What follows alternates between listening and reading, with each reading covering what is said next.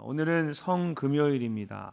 목요일 밤 예수님께서는 제자들과 함께 유월절 만찬을 나누신 후에 마지막으로 그들을 위하여 기도하셨습니다. 그리고 겟세마네 동산에 올라가셔서 간절히 기도하신 후에 가룟 유다가 끌고 온 군인들에 의해서 대제사장 안나스의 집에 끌려가셨습니다. 금요일 이른 새벽 안나스는 예수님을 가야바에게 보냈고 가야바는 다시 로마 총독이었던 빌라도에게 예수님을 끌고 갔습니다. 예수님께서는 빌라도에게 신문을 받으셨고 결국 오전 9시에 십자가에 달리셨습니다. 그리고 6시간 동안 물과 피를 모두 쏟으신 후에 오후 3시에 마지막 숨을 거두시게 됩니다. 당시의 십자가는 반란이나 살인을 저지른 중죄인을 벌하기 위해서 사용되던 사형 형틀이었습니다. 근데 예수님의 삶을 보면 이 십자가가 그 중심에 있었습니다. 하나님이신 예수님께서는 십자가를 지시기 위해서 이 땅에 오셨고 공생애의 시간 동안에 계속해서 이 십자가를 향하여 나아가셨습니다. 그리고 결국 십자가 위에서 죽으셨습니다. 그렇다면 십자가 위에서 죽으신 예수님의 죽으심은 우리에게 어떤 의미가 있을까요? 가장 먼저 예수님의 죽으심은 대속을 성취하신 죽음이었습니다. 대속이란 다른 사람의 죄를 대신 짊어지거나 용서를 구하는 것입니다. 죄가 없으신 예수님께서 죄인들을 위해 대신 십자가에 죽으셨다는 것입니다. 오늘 말씀을 보면 대제사장과 종교 지도자들이 이른 새벽에 예수님을 끌고 빌라도에게 몰려왔습니다. 그자 빌라도가 그들에게 묻습니다. 너희가 무슨 일로 이 사람을 고발하느냐? 당시 로마법에 따르면 재판을 하기 위해서는 먼저 공식적인 고발이 있어야 합니다. 그래서 재판을 하기 위해서 물어야 할 가장 기본적인 질문을 하고 있는 것입니다. 30절 말씀을 보면 그들이 이렇게 대답을 합니다. 대답하여 이르되 이 사람이 행악자가 아니었더라면 우리가 당신에게 넘기지 아니하였겠나이다. 여기서 이 행악자라는 말은 악한 일을 행하는 자라는 뜻입니다. 저 사람 정말 나쁜 사람입니다. 이렇게 어떤 사람을 그냥 나쁘다라고 할 때 일반적으로 사용하던 표현입니다. 사실 대제사장과 종교 지도자들이 밤새도록 예수님을 신문했습니다. 하지만 죄가 될 만한 어떤 증거나 증언도 찾지 못했습니다. 그래서 예수님이 어떤 죄를 지었는지 구체적으로 말하지 못하고 그냥 행악자라는 애매모호한 말로 예수님을 죽이려고 했던 것입니다. 그러자 빌라도가 다시 묻고 유대인들이 다시 대답을 합니다. 빌라도가 이르되 너희가 그를 데려다가 너희의 법대로 재판하라. 유대인들이 이르되 우리에게는 사람을 죽이는 권한이 없나이다 하니. 당시 로마가 많은 나라들을 통치할 수 있었던 것은 정복한 나라들에게 어느 정도의 자유를 주었기 때문입니다. 이것은 유대인들에게도 마찬가지였습니다. 종교적인 문제에 있어서는 자체적으로 처벌할 수 있도록 해주었습니다. 그래서 애매한 문제로 힘들게 하지 말고 데려가서 자체적으로 해결하라고 한 것입니다. 근데 예수님을 끌고 온 유대인들의 목적이 단순히 종교적으로 옳고 그름을 밝히는 것에 있지 않았습니다. 우리에게는 사람을 죽이는 권한이 없습니다 라고 말한 것처럼 그들은 예수님을 처음부터 죽이려고 했던 것입니다. 어떤 이유든지 간에 반드시 죽이겠다라는 악한 마음을 가지고 빌라도에게 찾아온 겁니다. 그러나 빌라도가 나는 그 사람에게 아무 죄도 찾지 못했다라고 말한 것처럼 예수님에게는 그를 죽일 만한 아무런 죄가 없었습니다. 그런데도 예수님께서 죄인처럼 십자가에 달려 죽으신 이유가 무엇일까요? 32절 말씀을 우리 함께 읽어보도록 하겠습니다. 이는 예수께서 자기가 어떠한 죽음으로 죽을 것을 가리켜 하신 말씀을 응하게 하려 함이로라. 아멘. 하신 말씀을 응하게 하려 함이라. To fulfill the word of Jesus. 예수님이 말씀하셨던 그 말씀이 그대로 fulfill 하도록, 이루어지도록, 성취하도록 이라고 말씀하고 있습니다. 어떤 사람들은 예수님의 죽음을 바라보면서 그저 불쌍하게만 생각합니다. 고통과 수치의 십자가라고 생각합니다. 그러나 그렇지 않습니다. 예수님께서는 죄가 있어서 죽으신 것도 아니고 어쩔 수 없이 죽으신 것도 아닙니다.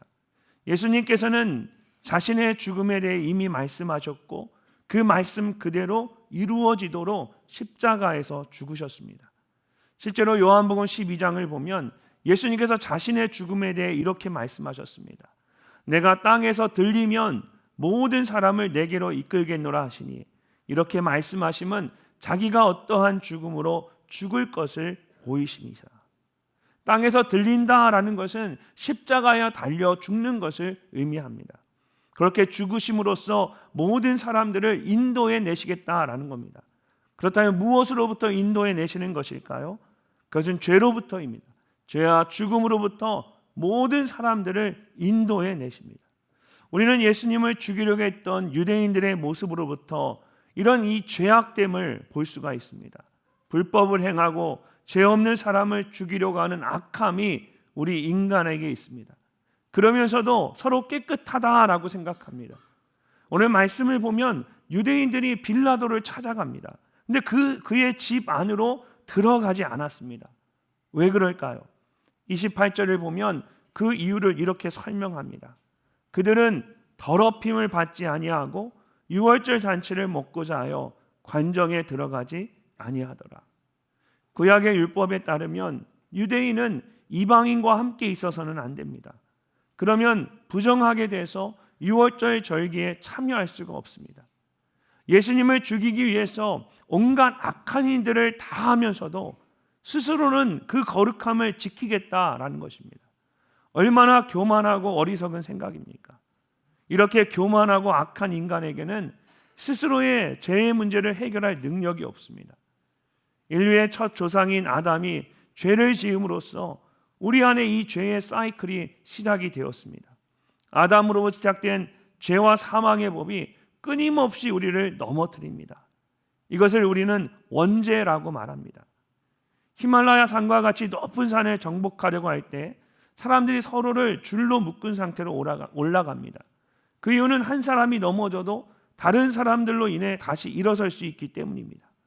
그런데 그 높은 산에 올라가다가 앞에 가는 사람이 낭떠러지로 굴러 떨어지면 그 기세로 인해서 두 번째, 세 번째, 네 번째에 묶인 사람들이 계속해서 같이 낭떠러지로 떨어지게 됩니다. 그렇게 계속해서 떨어지는 것을 막으려면 어떻게 해야 할까요? 어느 한 사람이 자신의 지팡이와 자신의 발끝을 땅에 박아서 더 이상 떨어지지 않도록 버티고 서야만 합니다. 그러면 그 사람으로 인해서 모두가 구조를 받게 됩니다. 죄로 인해서 아담과 함께 지옥으로 떨어지고 있는 우리 모두를 위해서 예수님께서 자기 자신을 십자가에 묶으셨습니다. 십자가의 죽음으로 죄의 사이클을 끊고 구원의 밧줄로 우리를 생명의 길로 이끌어내신 것입니다. 이것이 예수님께서 우리를 대신해서 십자가에 죽으신 대속적 죽음의 의미입니다. 예전에 전원일기라는 국민 드라마가 있었습니다. 여러분, 거기에서 일용인의 엄마 역으로 큰 인기를 얻었던 우리 탤런트 김수미 씨를 기억하실 겁니다. 김수미 씨가 한때 심각한 우울증으로 고통을 겪을 때가 있었습니다. 나쁜 일은 한꺼번에 일어난다고 그때 이 김수미 씨의 남편이 사업에 실패를 하면서 온 가족이 빚더미에 올라앉아서 정말 힘든 시간을 보내게 되었습니다. 그런데 돈이 있는 친척들 모두가 이 김수미 씨를 외면한 겁니다.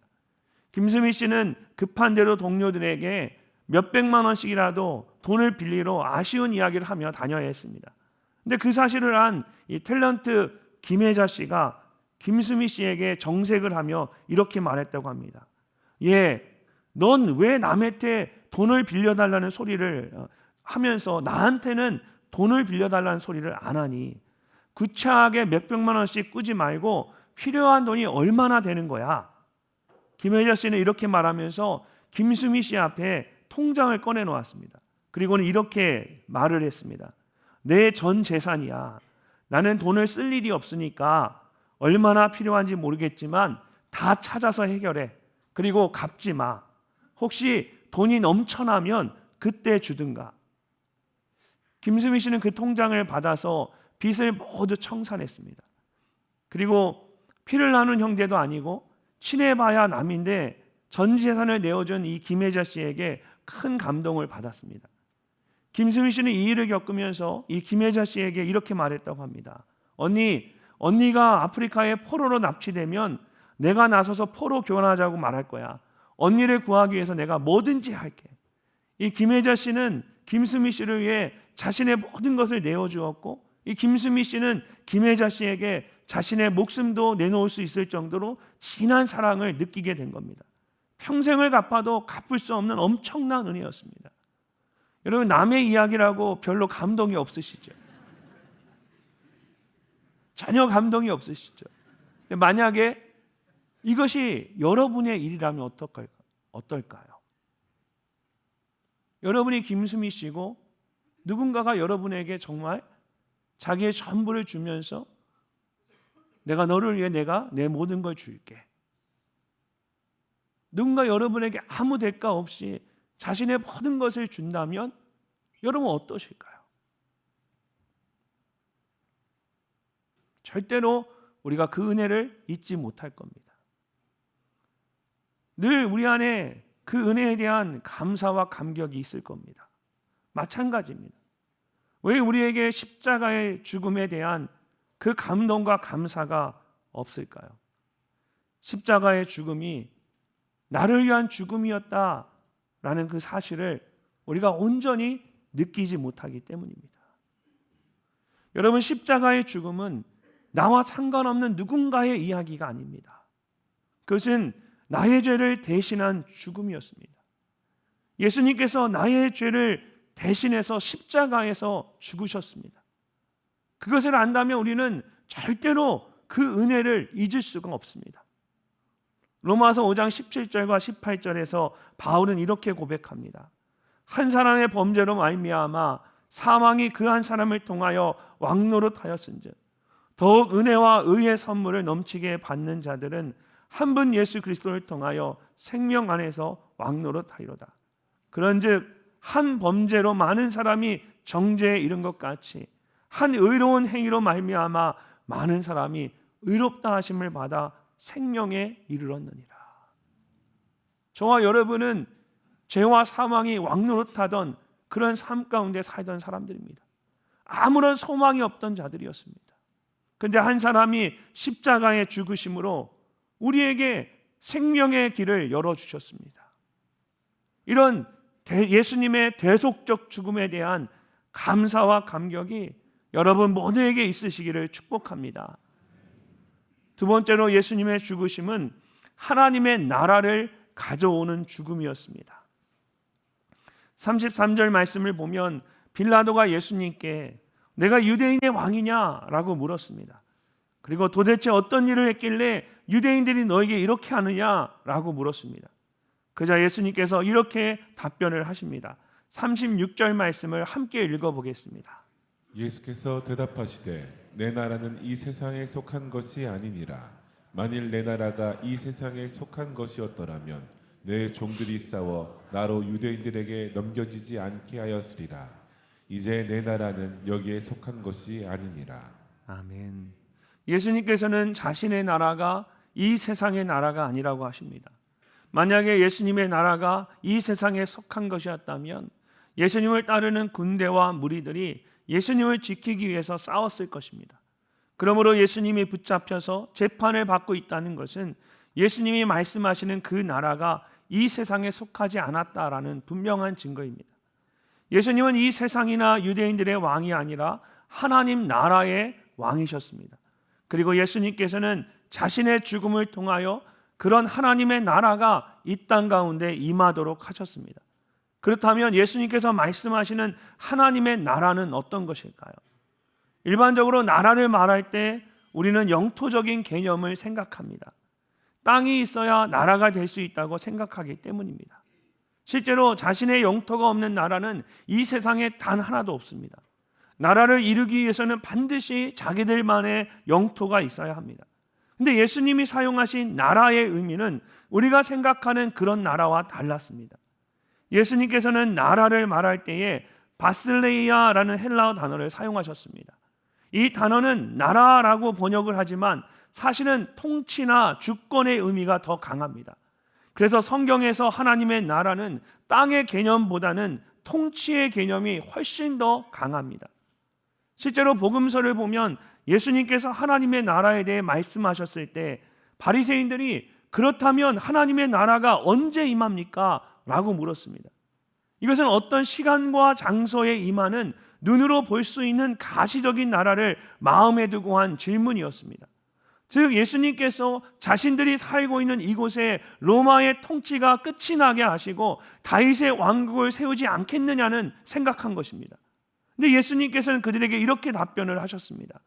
바리새인들이 하나님의 나라가 어느 때 임하나이까 묻거늘 예수께서 대답하여 이르시되 하나님의 나라는 볼 수 있게 임하는 것이 아니요 또 여기 있다 저기 있다고 못하리니 하나님의 나라는 너희 안에 있느니라.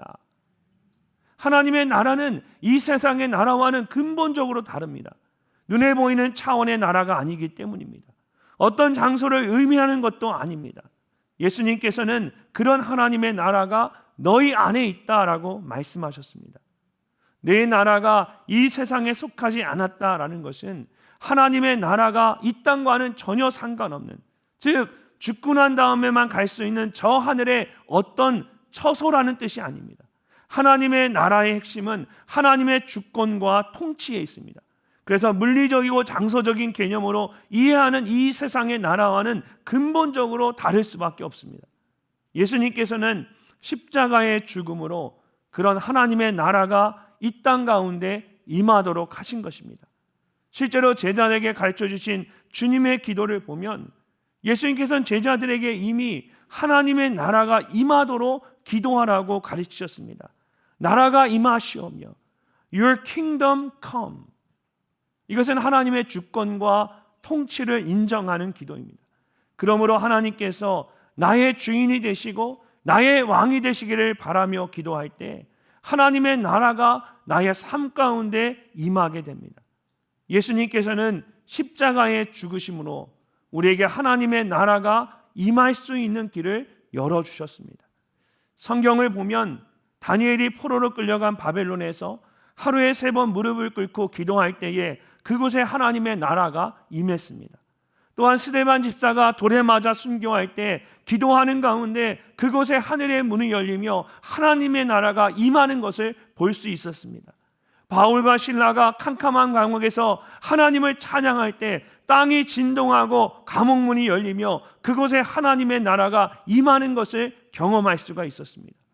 그러므로 내 나라는 이 세상 가운데 속한 것이 아니라는 예수님의 말씀은 우리에게 정말 놀라운 복음의 기쁜 소식입니다.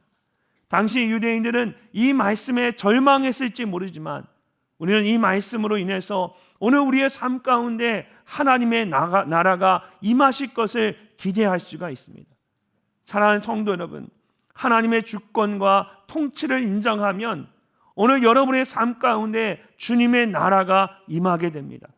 자녀들의 삶 가운데 하나님의 나라가 임하시옵소서. 직장과 사업체 가운데 하나님의 나라가 임하시옵소서. 나의 교회 가운데 하나님의 나라가 임하시옵소서. Your kingdom come. 나라가 임하시옵소서.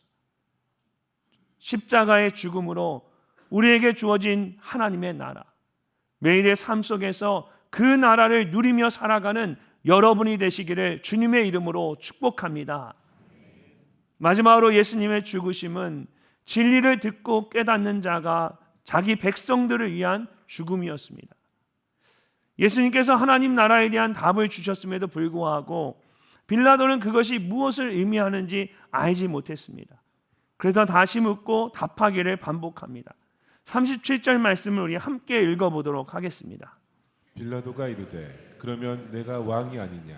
예수께서 대답하시되 내 말과 같이 내가 왕이니라. 내가 이를 위하여 태어났으며 이를 위하여 세상에 왔나니 곧 진리에 대하여 증언하려 함이로라. 무릇 진리에 속한 자는 내 음성을 듣느니라 하신대. 아멘. 무릇 진리에 속한 자는 내 음성을 듣느니라. 예수님께서 직접 말씀하신 것처럼 예수님은 진리에 대해 증언하시기 위해서 이 땅에 오셨습니다. 여기서 이 진리는 진실한 것, 참된 것, 사실인 것을 의미합니다. 예수님께서는 이 세상 가운데 일어나는 모든 일들의 진실이 무엇인지를, 실제로 어떤 일들이 일어나고 있는가를 알리기 위해서 오신 것입니다. 실제로 본문에 나타나는 여러 가지 모습들과 예수님이 실제로 말씀하시고 행하신 모든 일들을 통해 우리는 예수님이 전하신 진리가 무엇인지를 알 수가 있습니다. 먼저는 예수님이 하나님의 아들이시며 세상의 왕이시라는 겁니다. 두 번째는 세상이 죄로 인한 하나님의 심판 가운데 있고 예수님께서 직접 그 심판을 감당하기 위해 오셨다라는 겁니다. 그리고 마지막으로 하나밖에 없는 아들을 보내서 이 세상을 구원하시려는 하나님의 모습을 통해 하나님께서 정말로 이 세상을 사랑하신다라는 것을 알 수 있습니다. 이것이 복음의 핵심이고 예수님께서 우리에게 말씀하시는 진리입니다. 예수님께서는 이 진리를 전하기 위해서 이 땅에 오셨습니다. 그러나 빌라도는 진리를 말씀하시는 그 예수님을 바로 앞에 두고도 그것을 깨닫지 못했습니다. 유대인들도 마찬가지였습니다. 예수님에게 아무 죄도 찾지 못했다는 빌라도의 말을 듣고도 그들은 예수님 대신에 강도였던 바라바를 놓아달라고 소리쳤습니다. 양은 목자의 음성을 듣는다고 했는데 예수님께서 진리를 전하고 있음에도 불구하고 그들은 그것을 듣지 않았던 것입니다. 사랑하는 성도 여러분, 하나님이신 예수님께서는 진리를 알지 못하는 세상 가운데 진리를 전하기 위하여 오셨습니다. 그리고 십자가의 죽음으로 무엇이 진리인지를 직접 보여주셨습니다. 그러므로 우리는 세상의 거짓된 소리가 아니라 진리를 전하는 예수님의 그 말씀에 귀를 기울이며 살아가야 합니다. 그렇다면 우리가 어떻게 이 진리의 말씀을 듣고 깨달을 수가 있을까요? 본문 말씀에 나오는 빌라도의 모습을 통해서 우리가 중요한 것을 한 가지 깨달을 수가 있습니다. 빌라도는 예수님과 함께 진리에 대해 대화를 나눴습니다. 그리고 38절을 보면 진리가 무엇이냐라고 묻기까지 했습니다. 근데 그는 진리를 깨닫지 못하고 끝내 예수님을 십자가에 죽이도록 합니다. 왜 그랬을까요? 이창훈 작가가 쓴 불의 강이란 책에 보면 예수님을 전혀 모르는 한 청년이 어머니의 서원 기도 때문에 억지로 신학교에 입학해서 이 진리를 찾아가는 이야기가 나옵니다. 성경을 모르고 하나님을 모르는 이 주인공은 자신과 전혀 다른 삶을 살고 있는 신학생들로 인해서 혼란스러워했습니다. 그 중에 태어나면서부터 장애를 가지고 살아온 요한이라는 학생이 있었습니다. 그는 항상 성경을 읽고 평안해 보였습니다. 그래서 어느 날 이 주인공이 요한에게 물었습니다. 진리가 무엇입니까? 요한이 잠시 생각을 하더니 이렇게 대답을 합니다. 언젠가 본디오 빌라도가 진리 되시는 예수님에게 진리가 무엇이냐 물은 적이 있었습니다. 근데 그는 답변을 기다리지 않고 자기의 악한 일만 진행시켰습니다. 그래서 진리 되시는 그분을 십자가에 매달았습니다. 청년은 그게 무슨 말인지 이해가 잘 되지 않았습니다. 그러자 요한이 다시 짧게 설명을 했습니다. 예수님, 그분이 진리이십니다. 근데 진리를 물으셨으면 잠시 기다리십시오. 진리이신 예수님께서 직접 당신에게 말씀해 주실 것입니다. 여러분, 빌라도의 문제가 무엇일까요? 예수님께 진리를 물었으면서도 기다리지 않았다라는 겁니다. 묻기만 하고 그 답을 듣지 않았다라는 겁니다. 우리가 어떤 일을 할 때 내가 하고자 하는 일만 생각하고 막 분주하게 지내다 보면 아내가 무슨 이야기를 해도 듣지 못하고 나중에 가서야 뭐라고 말했지? 라고 묻는 경우가 있습니다. 그 왜 질문하는지 모르겠죠. 남 얘기가 아니라 제 얘기를 하는 겁니다. 제가 묻고 나서 저는 이렇게 묻고 나서 또 제가 하는 일을 막 하니까 아내는 그 답을 해주는데 제가 열심히 하다가 다시 아내에게 아까 내가 뭐라고 물었지? 뭐라고 대답했지? 또 묻는 거예요. 빌라도가 정말 안타까웠던 것은 그가 진리가 무엇인지도 물었음에도 불구하고 그는 예수님의 그 답을 기다리며 예수님 앞에 나아가지 않았다라는 겁니다. 겸손히 무릎을 꿇고 예수님의 말씀에 귀를 기울여야 했는데 그는 묻기만 하고 예수님의 답을 들으려고 하지 않았습니다. 잠언 1장을 보면 내가 불렀으나 너희가 듣기 싫어하였고 내가 손을 폈으나 돌아보는 자가 없었고 도리어 나의 모든 교훈을 멸시하며 나의 책망을 받지 아니하였다라는 말씀이 나옵니다. 우리가 영적으로 준비가 되지 않으면 진리를 앞에 두고도 그것을 아무것도 깨닫지 못하는 정말 안타까운 상황에 처할 수가 있습니다. 그러므로 진리를 깨닫기 위해서는 내가 먼저 정말 영적으로 준비가 되어 있어야 합니다. 겸손하게 주님 앞에 나아가야 합니다. 예수님께서는 우리에게 참된 진리를 가르쳐 주시기 위해서 십자가에 죽으셨습니다. 그러므로 우리가 겸손하게 그 진리를 들으려고 할 때 주님은 아주 작은 것을 통해서도 우리에게 여전히 그 진리를 말씀하고 계십니다. 실제로 베드로는 새벽에 닭 우는 소리를 듣고 회개했습니다. 어거스틴은 번개가 치는 것을 보고 회심했고, 로렌스 형제는 수도원에서 봉사를 하다가 겨울에 그 앙상한 나무를 보고 회심하게 되었습니다. 스퍼전 목사님은 평범한 주일학교 선생님의 말을 듣고 그리스도인이 되었습니다. 무디 목사님은 한 노인이 전하는 간증을 통해서 성령의 기름 부으심을 경험했습니다. 사랑하는 성도 여러분, 주님은 오늘도 우리에게 진리를 말씀하고 계십니다. 그렇다면 여러분은 오늘 그 진리에 귀를 기울이고 계십니까? 예수님께서 우리의 죄를 대신해서 십자가에 죽으셨습니다. 이 세상에 속하지 않은 하나님의 나라를 주시기 위해서 십자가에 죽으신 것입니다. 그 진리를 듣고 깨닫는 자에게 하나님의 나라를 약속하셨습니다. 오늘 하루 겸손히 예수님의 십자가를 묵상함으로 영원한 진리를 깨닫는 은혜가 여러분에게 있으시기를 주님의 이름으로 축복합니다. 사랑하는 성도 여러분, 예수님의 십자가는 단순히 실패와 죽음의 자리가 아니었습니다. 그것은 나를 위한 대속의 자리이고 하나님의 나라가 임하는 영광의 자리입니다. 우리 모두를 위한 영원한 진리를 나타내는 은혜의 자리입니다.